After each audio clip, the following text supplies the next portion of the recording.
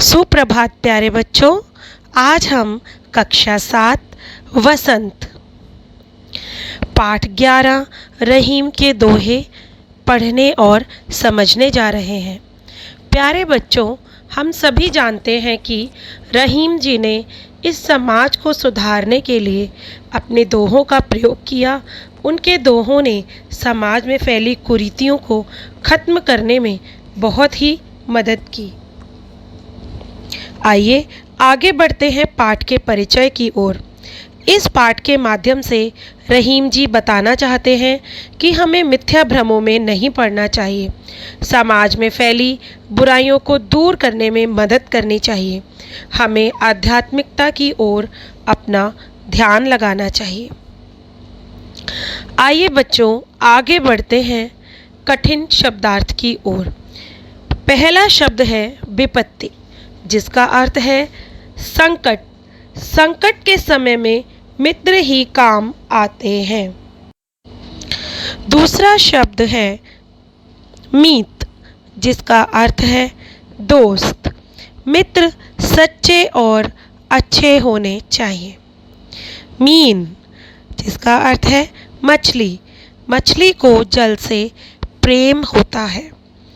अगला शब्द है तरुवर, जिसका अर्थ है पेड़। पेड़ ताजी हवा देते हैं। परकाज का अर्थ है दूसरों के हित के लिए किया गया कार्य। नदियाँ दूसरों के हित के लिए ही बहती हैं।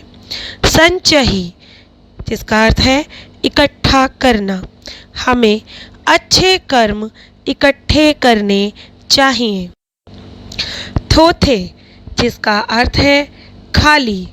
खाली बादल गरजते हैं, बरसते नहीं। पाछली, जिसका अर्थ है पुरानी। पुरानी बातों से मन दुखी नहीं करना चाहिए। मेह, जिसका अर्थ है बारिश। बारिश होने से गर्मी कम हो जाती है। आइए बच्चों आगे बढ़ते हैं रहीम के दोहों की ओर। कही रहीम संपत्ति सगे, बनत बहुत बहुरीत। विपत्ति कसौटी जे कसे, तेई साचे मीत।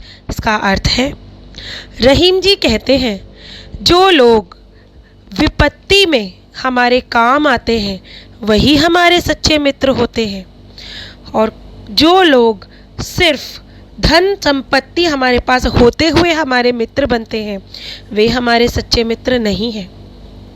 इसका भावार्थ है, जब हम धनवान होते हैं, हमारे पास सब कुछ होता है, तो हर कोई हमारा मित्र सगा संबंधी बनना चाहता है। लेकिन जब विपत्ति का समय आता है तो सभी हमसे किनारा कर लेते हैं, और उस समय जो हमारा साथ निभाते हैं वही हमारे सच्चे मित्र होते हैं। आइए बढ़ते हैं अगले दोहे की ओर। जाल परे जल जात बही, तजी मीनन को मोहो। रहीमन मछली नीर को, तऊ न छाड़ती छोहो। रहीम जी कहते हैं कि जिस प्रकार मछली पकड़ने के लिए जाल को जल में डाला जाता है और उसमें मछली फंस जाती है, लेकिन वह मछली मर जाती है। क्यों मरती है? क्योंकि वह जल के साथ अपने मोह को, अपने प्रेम को छोड़ नहीं पाती और वह जल के बिना मर जाती है। लेकिन जल उस जाल में फंसता ही नहीं और वह बच जाता है, क्योंकि वह मछली से अपना मोह छोड़ देता है। इसका भावार्थ यह है कि हमें भी परिस्थिति के अनुसार अपने आप को ढालना आना चाहिए। यदि हम परिस्थिति के अनुसार अपने आप को नहीं ढालेंगे तो हम अपने जीवन में कभी अपने लक्ष्य को प्राप्त नहीं कर पाएंगे। तरुवर फल नहीं खात है, सरवर पियत न पान। कही रहीम पर काज हित, संपत्ति संचयी सुजान। बच्चों, रहीम जी कहते हैं कि तरुवर अर्थात पेड़ कभी अपने फल स्वयं नहीं खाते। कभी भी सरोवर यानी नदियाँ अपना जल स्वयं नहीं पीती। इसी प्रकार रहीम जी का कहना है कि अपने कार्यों के लिए धन संपत्ति तो सभी संचय करते हैं, इकट्ठा करते हैं, लेकिन सच्चा मनुष्य वही है जो अपने धन संपत्ति का कुछ हिस्सा दूसरों के हित को करने में भी लगाए। तो बच्चों, इससे हमने यह सीखा कि हमें अपनी नेक कमाई का कुछ हिस्सा दूसरों के हित में यानी परोपकार में भी लगाना चाहिए। थोथे बादर क्वार के ज्यों रहीम गहरात, धनी पुरुष निर्धन बहे करे पाछली बात।